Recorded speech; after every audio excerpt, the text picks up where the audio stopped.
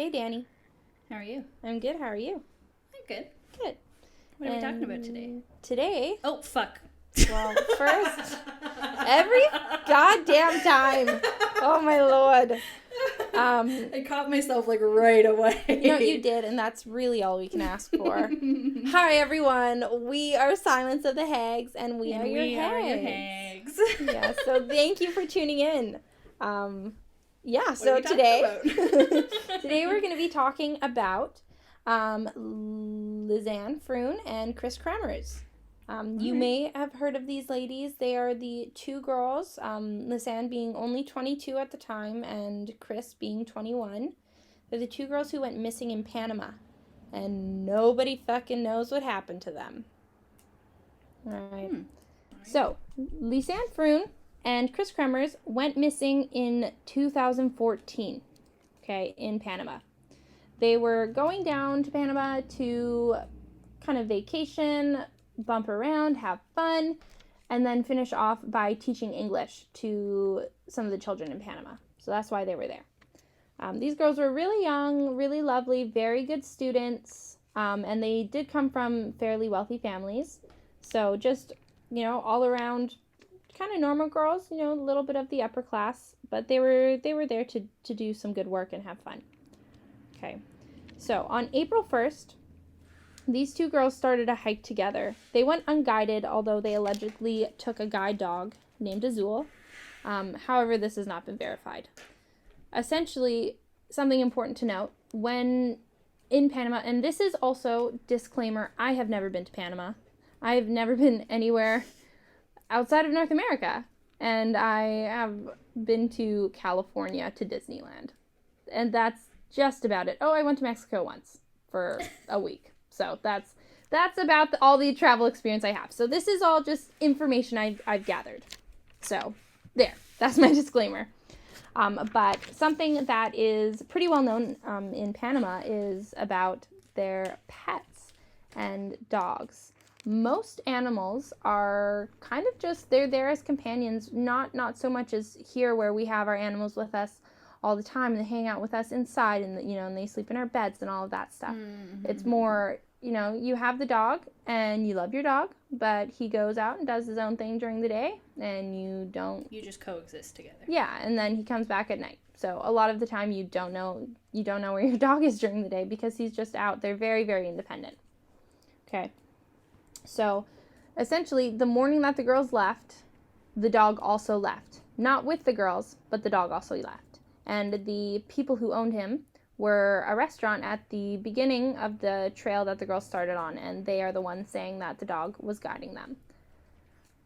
That is all we have. There's no verification whatsoever for this, and all we know is the dog came home at the end of the day without the girls. So, that's it. That's a conspiracy. No, there's more, Danny. My goodness. You're so impatient. So, like I said, the dog returned home that evening without the girls. On April 2nd, both girls missed an appointment that they already had with a local travel guide. By April 3rd in the morning, the travel guide had reported that they were missing now, and a search began. So at this point, it's mostly just police looking into it a little bit.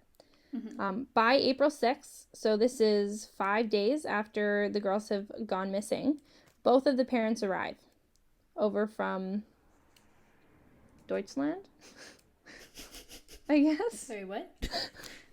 Over from, I'm drawing a blank. What's that place called? From the Netherlands. Idiot. Okay. So, on April 6th, both girls' parents arrived in Panama from the Netherlands. Okay, and they offer a $30,000 reward to find the whereabouts of the girls. Damn. And this is dead or alive. They just want to find their children. Mm-hmm. And they offered $30,000, which is equal to $500,000 in Panama.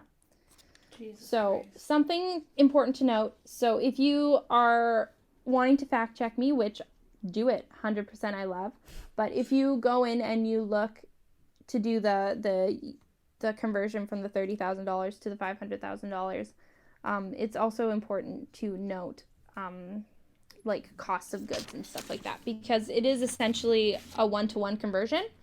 But on average, most working class people in Panama make $10 a day, which over here is totally unheard of course. Yeah. So that is a ton of money.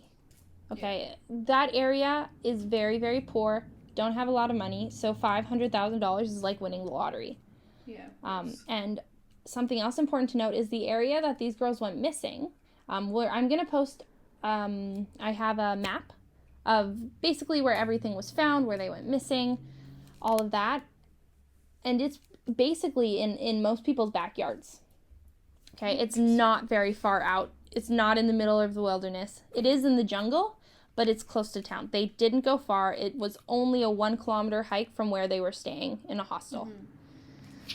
There is no reason that every single local wouldn't have been incentivized by $500,000 to get in there and find something. Find literally anything. So, and also, locals there are aware of wildlife and predators, and they know they're not scared of snakes and spiders. They live there, so there's literally no reason. When the parents come in, it must be nice, Jesus. When the parents come in, locals and foreigners, locals of course to Panama, and then foreigners from out of town, created teams and did a group search from the girls, and they literally turn up nothing. There's no footprints. There's nothing to track. No broken branches where they would have been walking. And if they were, another thing too is they didn't find any dog droppings or dog hair or anything that would have pointed to them having that guide dog with them. Yeah. Like when I tell you they didn't find anything, I mean nothing. So I just turned the page. So 10 weeks after this. 10 weeks, that's 3 months later. Yeah. The backpack that one of the girls had was found on the edge of a riverbank 5 miles, which is 8 kilometers away from where they were supposed to be hiking. And this backpack was found in Alto Romero, which isn't even marked on maps because it's so small. Like you can't find this place on maps. And like I said, it was 1 mile away from where they were staying in a hospital, or 1 kilometer, sorry, where they were staying in their hostel. So, and these girls were experienced travelers. So, maybe I'm wrong, but if something happened and they got lost, why would they not just go back the way they came? Or if they were lost and they didn't know which way they came, they could have also followed the river, and it would have taken them back to the start of the trail. So there's that. It's also important to note, too, that vegetation in rainforests is very, very thick, and it's very difficult to leave the path accidentally or on purpose, let alone trekking through this for 8 kilometers. Okay. I struggle to see a reason that they would have gone that far off the path. Because something also important to note is that they don't have any jaguars in the area of forest that they were in, which is the biggest predator. There's nothing else really there in that specific area that would chase them and make them run that far off of a path, short of a human being. Yeah. Okay.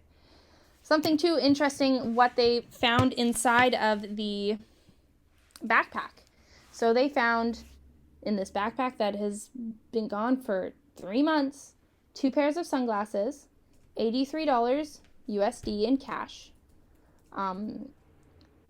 Froon's passport, Froon's camera, a water bottle, 2 bras, and both women's phones.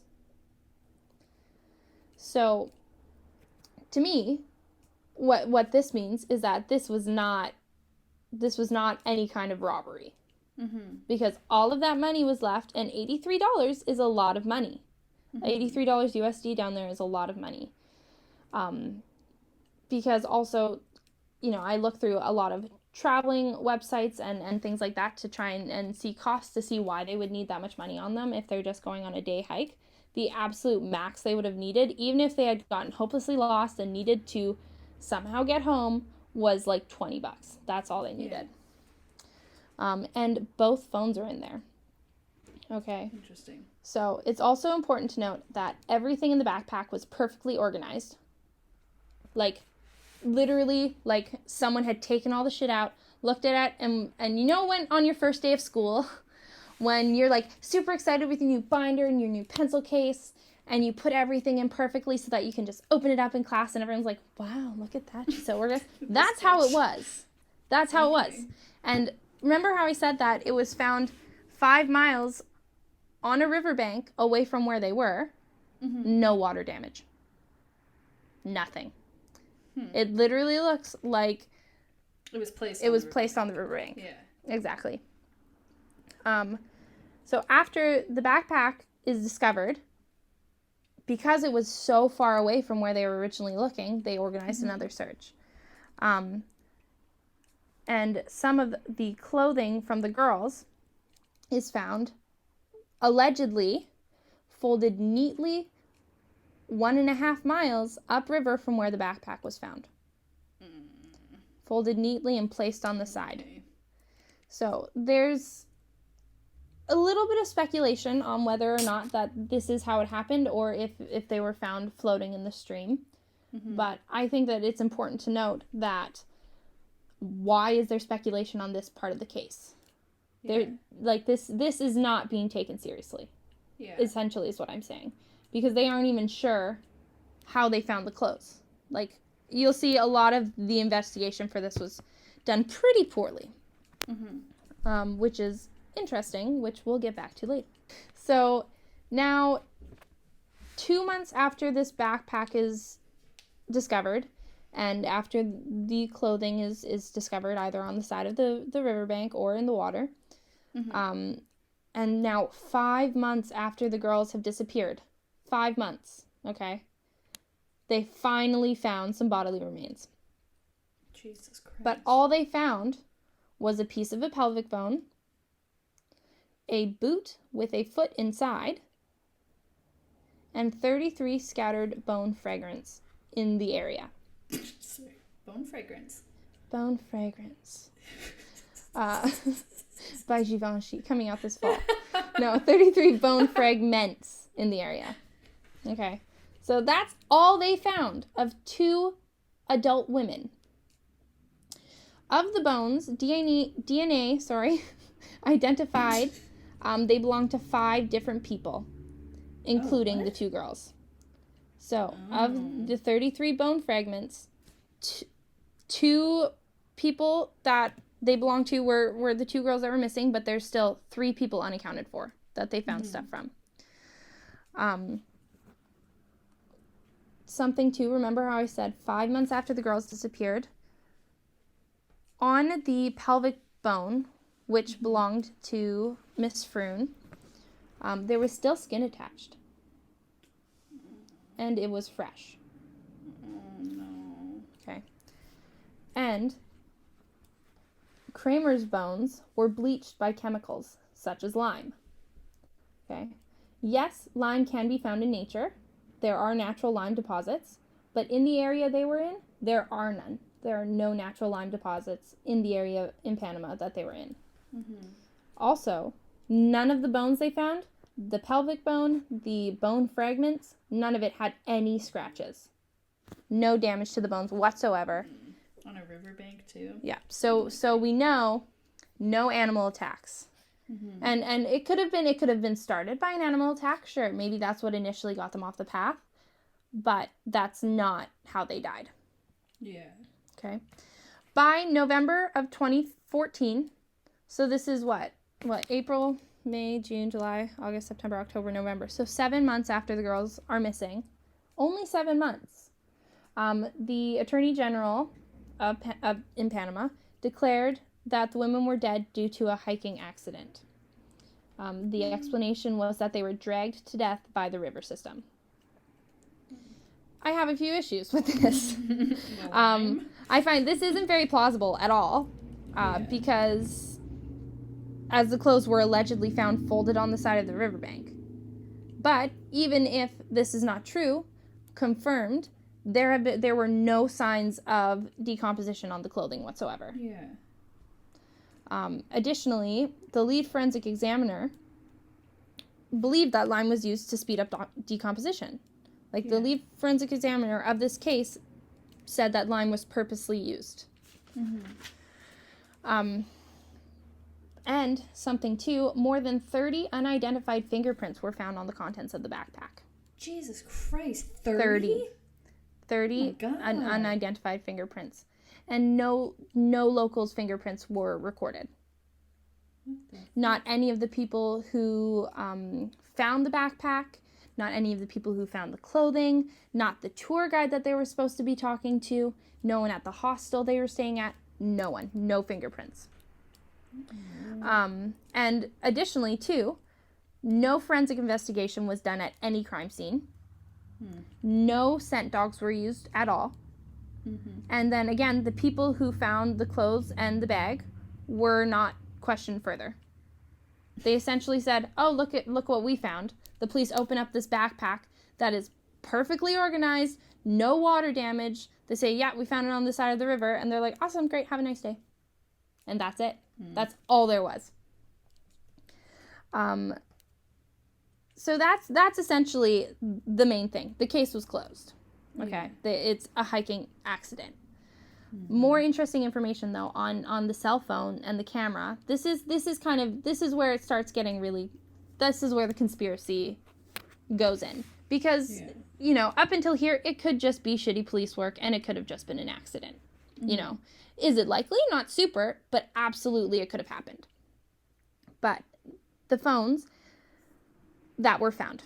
Okay, so both girls' phones were in there. One was a Samsung, one was an iPhone. And after only a few hours after they left for their hike on the original day over in April 1st, I believe I said, right? Let's see. I think so. April 1st, yeah.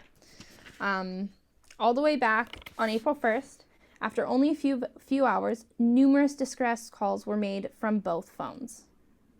Okay, numerous calls to 911 made from both phones. Day 2. These calls not recorded? Well, they didn't go through. Oh. They tried to go through, but they couldn't get service. Oh. On day 2, so this is the first day that the girls are officially missing. Froon's phone connected to a cell tower, but quickly disconnected less than a minute after the call was being made. We don't know why. Mm-hmm. And then the phone was turned off. Day 4, now they're missing 3 days. Froon's cell phone battery dies after the phone being turned off and on multiple times up until 5 p.m. There was no password on her cell phone, is also important to note. Day 5, so missing for 4 days now. There were multiple failed attempts to log into Kremers' phone. The correct PIN was never entered after that day. The correct PIN had been used all the way up until the 4th day of them missing, and after that, never again. So we don't know. It could have been, maybe something happened to Kremer, and Froon had to try to use a phone. Maybe it was a third party. We really don't know. Between April 7th and 10th, there were 77 attempted distress calls from the home lock screen. My God. There was no signal and the calls never went through. On April 11th, Kremer's phone, was permanently turned off. Something really interesting is that during the 11 days of distress calls, so all the way from the 1st up until, I guess, the end of the day, the 11th, when the phone was turned off, not once were any phone calls made outside of business hours, being 9 to 5. Interesting. They were only calling in between the hours of 9 and 5. That's weird. Yeah, so weird detail. So what a lot of people are thinking is that maybe someone had been holding them and was going to work between those hours, and those were the only times that they could try and call. Maybe they didn't know that they had the second phone. So that's what we have on the cell phones. That's all we have. Mm-hmm. Next, there was also the camera that was in the backpack. Okay? So, on April 8th, 90 flash photos were taken between 1 and 4 a.m. in complete darkness. What the fuck? Yeah. I'm going to be posting some of the photos on the Instagram. It's pretty eerie. There's nothing, it's literally just photos of their surroundings or whoever's surroundings. Mm-hmm. With the only photo of those 90 that any of the girls, there's even a sign of them, is one that is the back of Kremers' head. That's it. And the most interesting. Days after they were missing? 5 days. Yes, April 8th. No, so that's, I guess, 7 days after they're missing. Okay. Yeah. And the most interesting part, and the thing that most people are really thinking that this has to be an inside job of some kind or a cover-up of some kind, is that photo number 509 on the camera, because there were 90 photos taken that day, but before that they had however many photos, right? So photo 509 was deleted permanently. And I don't mean, going through, on your digital camera you go through and then you delete a photo you don't like. No, permanently deleted. In order to do this, someone had to manually delete this, in which they have to connect it to a computer. You cannot delete a photo permanently, at least with this camera, unless you connect it to a computer.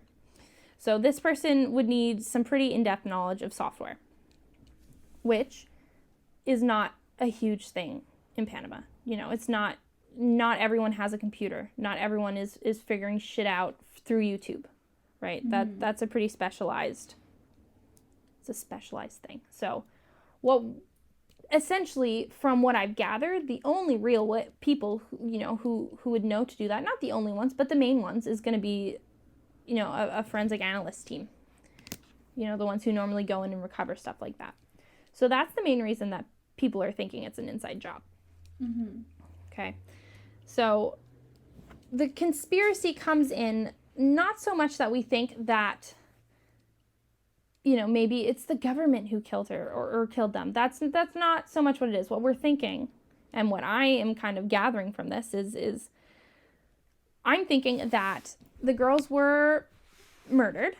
Mm-hmm. I can't see anything else having happened, because nothing else after the things that I've talked about, nothing else was ever found. Never found any of the skulls, never found any other bones, nothing. So other than that foot in the shoe, the pelvic bone, and then the bone fragments, that's all there is of 2 grown-ass women. I don't know. Do you guys know how many human bones are in the body? Yeah. Okay. A fuck ton. Even if they, had been scattered around by animals who maybe were picking at their bones, they would have found more than 33. And also, there were 5 different people that those bones belong to. In the same area, you can't tell me they were all just fucking is that a coincidence? And some sort of animal came up and mauled all 5 of them. Yeah. So there's a couple different theories for this. So like I kind of went into, one is that someone important is killing people, and that the government is covering it up. That's one of the big ones. For me, what I find to be maybe pretty plausible, another one is that there have been reports that have been confirmed of tribes, essentially, in the Panama rainforest, who sacrifice foreigners as part of rituals. Oh, I've heard this. Yes. I've heard this. Recently, 9 different people, 9 different locals in Panama were arrested for doing this. Interesting. And tourism in Panama creates $4 billion a year in revenue, which is 18% of the nation's total GDP, or essentially the total monetary value of the country. That is a lot of fucking money. Yeah. And 70% of the population of Panama is tourists. Really? 70%. Yeah. 70% of the amount of people that are in Panama at any given time are tourists. Interesting. Yeah. So even if this is happening, and these girls were sacrificed by a tribe in the rainforest, it is absolutely in the government's best interest to close it, essentially, and say it was just a hiking incident, because that would demolish their economy, essentially. Yeah. Like, it would sink the country if they didn't have the tourism kind of money that they do now. Mm-hmm. So that pretty much is the big conspiracy. Is that what we believe is happening is that people are being murdered and the government is covering it up so that they can still say that they're a wonderful place to travel to and to have fun in and to go visit the rainforest. And there's nothing, there's nothing to be afraid of. Yeah. So I'm going to say, in terms of likelihood, I'm going to say the second one. Although there are a few things that are pointing to the first theory where it's just someone very important. Going back to the $500,000, or I guess $30,000, but $500,000 in Panama reward. The only reason I can find for people not literally tearing that jungle apart, tree by tree, fern by fern, is because they're scared of someone. Yeah. Yeah, so I don't know. That's pretty much, that's the story. That's the story of Lisanne and Kris. And I gotta say, it's a sad one. It's a heavy one, and yeah, because they never found the bodies. There's never been any closure. Just a whole lot of questions. I feel bad for their poor parents. Yeah. And these girls were there. What year was this? This happened. It ended in 2015. Everything was over. So recently. It was the year 2014. It was only 6 years ago. So definitely, the technology was there to. Oh, absolutely. This happened in like the 60s. And something too that's pretty interesting that I've found in my research is that not a lot of proper police investigations happen down in Panama. It does not happen very often at all. And the only reason really that this one got so much attention is because the parents came down and offered that huge reward. Because Panama is a developing country. And so they don't necessarily have the same resources as us. Yeah. They still, the technology is still there.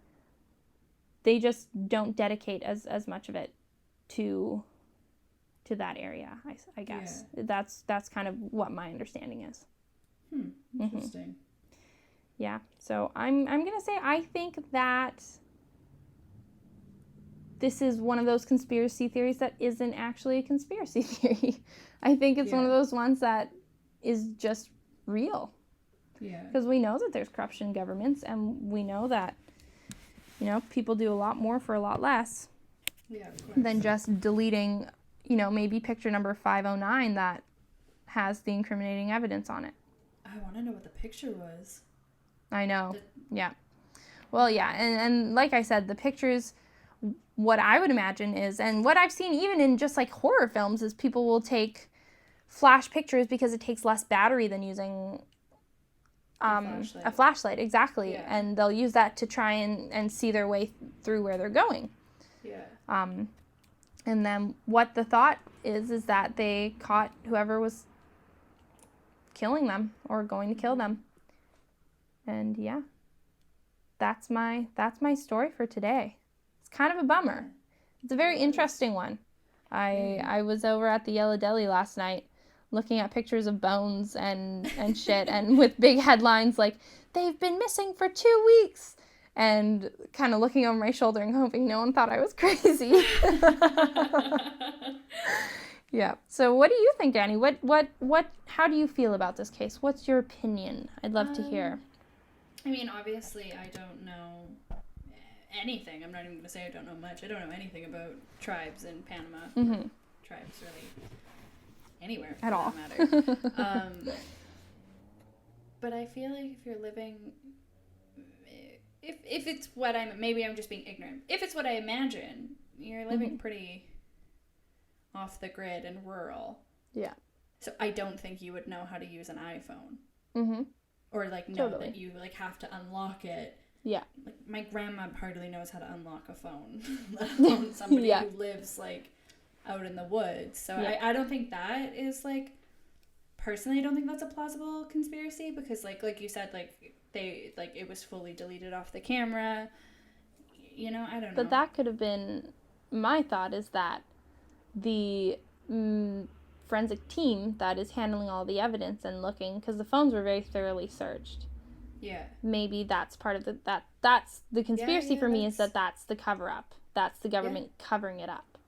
And two, well, like, I've definitely heard of the tribes that are in these off the grid areas where people should not be going, and of course do anyways, as white people do. Go in places that we're not supposed to go. Well, I think that's and, like, I've heard that people have, like, escaped, like, murder and, like, like these tribes do try to kill you because you're not supposed to be there. It's their land and they're defending it. But I don't know. To me, I think it's, I don't know. I think that what you're kind of talking about is the interesting part to me too, is because those girls were A, very experienced travelers, and B, they were there to help and it's not like, no offense if you go on missions trips, but it's not like they were on a missions trip and trying to convert everyone to Christianity. Yeah. They were just there to teach English, right? Yeah. So, I don't know. This is, to be fair, total speculation, but to me it seems like maybe they were not trying to find their way to a hidden tribe or anything like that. What it seems like is that maybe one of them got hurt, or maybe there was an animal attack or something, and they got pushed off of the path, and then that's why originally, only a few hours later, they're trying to phone for help, because on the very first day there's distress calls. And then maybe they got disoriented and they started just trying to get through and trying to get somewhere they know. Maybe they fell down a ravine. Who knows? And I'm thinking that one of them was, like, taunting them. Or that, yeah, totally. So that's why they were calling. Yeah, someone's kind of playing with them. Yeah. Totally. And I'm thinking that maybe the reason that there are so many failed attempts to get into Kris Kremers' phone is because maybe Kris got hurt and unfortunately Lisanne had to leave her behind. You know? Who knows? Like, again, this is all speculation. Of course. Totally. It sounds like that too. But nobody I don't know. Who's telling the story was there. Yeah. So. Yeah, literally. So yeah, it seems to be the most accepted theory is kind of that they were taken, kidnapped for whatever reason, held somewhere inside, either in some kind of industrial building or inside someone's home, something like that for however long, because again, nothing that was found really was weather damaged, especially in the backpack. That's the weird one. Like, there was electronics in there. And the bag too, it wasn't a fancy waterproof hiking bag. It was just a normal, like, JanSport backpack. Like, I'll post a picture of it. It's just a purple bag. Like, it's not waterproof. So even if it hadn't been in the water, it's called the rainforest for a reason. Like, it's gonna rain. Rains there. The stuff, like, the stuff in there is gonna get wet. Like, that to me, and it's so it not hadn't been there long. And it's and exactly, like, it's not like it was like 2 days later they found this bag. 10 weeks. 3 months. That is a long time. That is a long dry spell for a tropical rainforest. I wonder if it was even ever there. Or if it was, like, some sort of inside job and they just had the bag the whole time. Look, I found it. Because it was locals who found it, right? It was locals who found it and brought it to the police. So, and then again, they weren't questioned at all. They said, "Great, thanks, bye." Yeah. So. Also, I mean, I don't know how things are in other countries, but usually if I see something suspicious, I mean, I've never had to call the police for it, but, like, you don't touch it. Yeah. You don't, if I see a mysterious backpack, you don't fucking touch it. I don't just, like, pick it up and take it to the police station. Like, here, I found this. Yeah, like to me, like, I get it, like, locals found it, but, like, why in your mind would you ever find a backpack and be like, oh, I'm going to take this to the police? Like, that, I would... Just I go get them. Yeah, I wouldn't. If it was, like, something, like, suspicious, I would go get them, but other than that, I would either, A, not touch the fucking backpack, or B, just, like, throw it in the garbage. Like, I wouldn't be like, to the police I go. Yeah. I think that it, it's maybe plausible because it is, a poorer area and people try to take advantage of the things that they find, and not take advantage in a bad way. Just, they really appreciate what they have and what they find. Keepers. Right. Well, fair. I live by that rule currently. But at a certain point, you're gonna look in the bag and realize there's a bunch of girls' things, including their cell phones, and that's when things get, a little iffy. And a passport. One of the girls' passports was in there. They're not going anywhere without their passport. Mm-hmm. So. Also interesting. I mean, I don't know exactly what they were saying, but interesting that they brought their passports on a hike. Mm-hmm. True. Well, to be fair, they were staying in a hostel.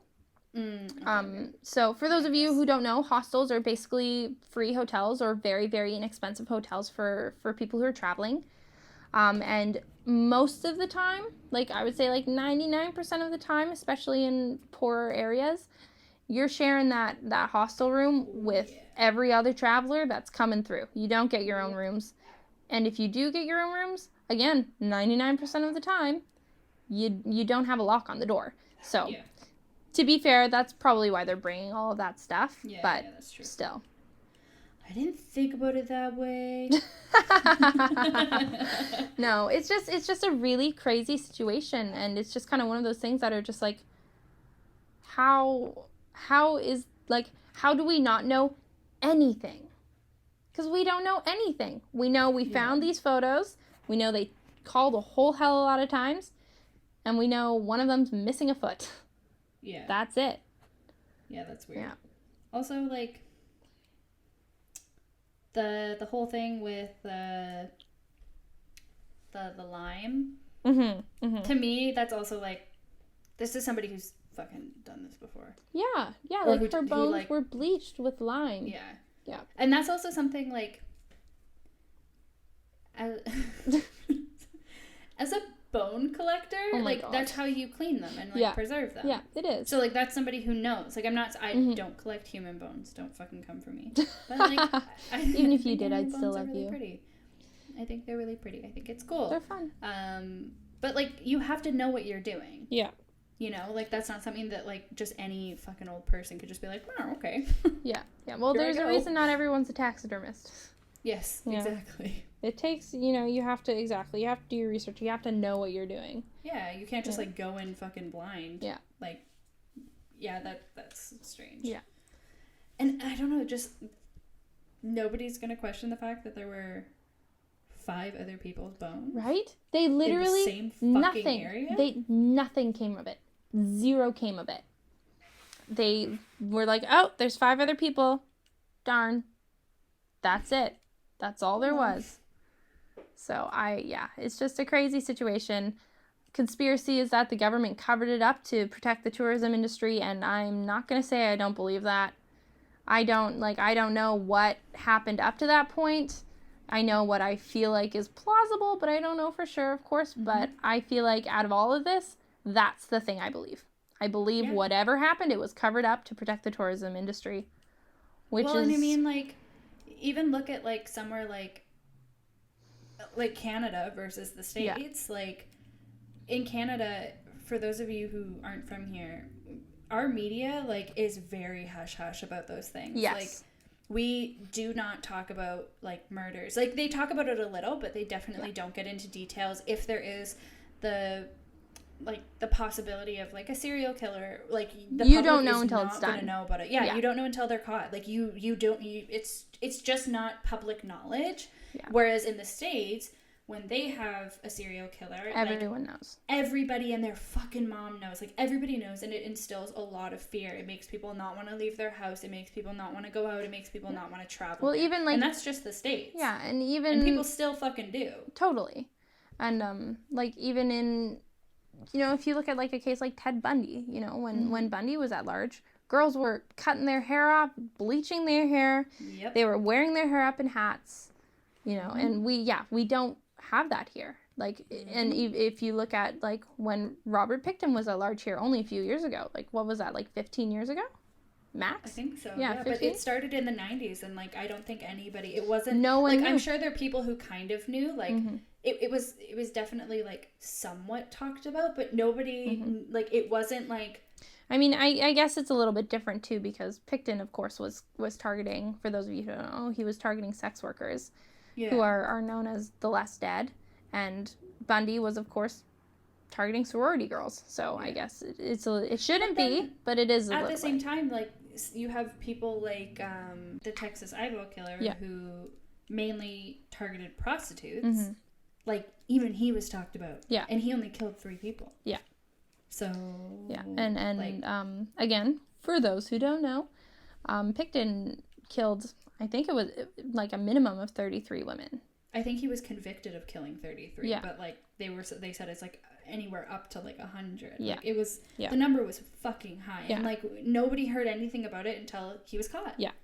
Yeah. Like, and that was when it blew up in the media in Canada. Yeah. Like... So, our media about, like, serial killers and, like, mass murders and stuff like that is very minimal here. Like, it's very fucking minimal. Yeah. Like, I even remember a couple years ago, I worked at Mac, and I had a coworker, and one of her friends had gone missing, and he went missing from Granville Street. Oh, like, I didn't know this. Yeah, so right off Granville, which, if you don't know, if you don't live in Vancouver, Granville's, like, it's a huge hub for everything. There's, like, clubs and bars. It's fucking busy on Granville. Like, Granville is not somewhere where you can just get kidnapped from. Yeah, like, it's not like over in you know, like Robson Street, where you can walk down and not see someone for a couple of minutes. Yeah. Like, you will never see Granville empty. Granville and not see at least 20 people. Yes, like, 100%. It's always busy at any given time of the day. But yeah, so her friend had gotten kidnapped, and the last place he was seen was on Granville. Nothing ever came of it. Like, never found him. Even to this day that I'm aware, they haven't found him. Brutal. And was not talked about in the media. Nothing. But I guess, again, this is just hearsay because our media doesn't talk about it. But I guess that she also has a friend who is a detective. And he mentioned to her that they do think that there is a serial killer.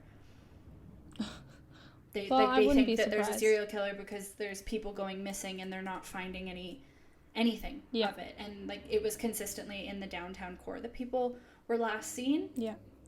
I would be surprised if there was not at least 1 or 2 serial killers. You know, well, not at least. If there weren't 1 or 2, you know, at large currently. Yeah, I would honestly be surprised. I mean, like, this is, like, a common knowledge problem in Canada, but Indigenous women go fucking missing daily, and literally nothing is done about it. Yeah, like, literally. Nobody talks about it. The media does not talk about it. Like, these women are just, they're not fucking vanishing into thin air. Like, women are being found dead in, like, ditches, and, like, literally nothing comes of it. Yeah, like, nobody talks about it, nothing. Yeah, and if you, the most, I guess, well-known stretch of that is called the Highway of Tears, and that is, I remember learning about it when I was young and just being horrified because... And it's still a thing. Yeah, it is still a thing. Like, and that was, like... currently happening. It's still happening, like, 15, 20 plus years, even maybe longer. That's just what I know about it because of the age that I'm at. Yeah. But, like, this is still happening, like, literally to this day, and, like, nothing's nothing's coming of it. And it's, you know, it's... Nothing's coming of it. And like I said before, too, like, sex workers are thought of as the less dead, but Indigenous sex workers, even worse. Like, unfortunately, like, it's awful. And, I mean, if you are from Canada and you don't think that there's a racism issue with Indigenous people, you're fucking wrong, and you're being willfully ignorant. Yeah. And there's no excuse for you to be like, no, we don't, we're not like the States. We don't have those problems. We absolutely fucking do. Literally, just look at... Sorry, how did we get talking about this? We were talking about how, like, the government doesn't like to talk about... Yes. Yeah. Sorry. I like very Panama, easily go on Canada. tangents. So I'm just... Yeah. But, yeah. Sorry. Yeah, Canada's racist, too, is essentially the end of the story. All you have to do is look at, Highway of Tears, because you can bet your ass that if those were all white prostitutes, it would have taken long, but more would be happening with it. Nothing is being done about it now, like, at all, and it's been years. So, like, look how long it took Picton, who was mainly taking women from the downtown east side who were prostitutes and drug users. So, like, these are people who, if they had families, their families don't really give a shit about them anymore and are kind of just expecting them to eventually lose contact. Like, that's... But that's... The thing is that's a lot of the time not even true. Like, especially with the Picton case, that one's a very, very interesting one, because Picton had a bar that cops used to hang out with, so he had that in, like, at Kemper. But there were victims' families going to the police and saying, please find my family.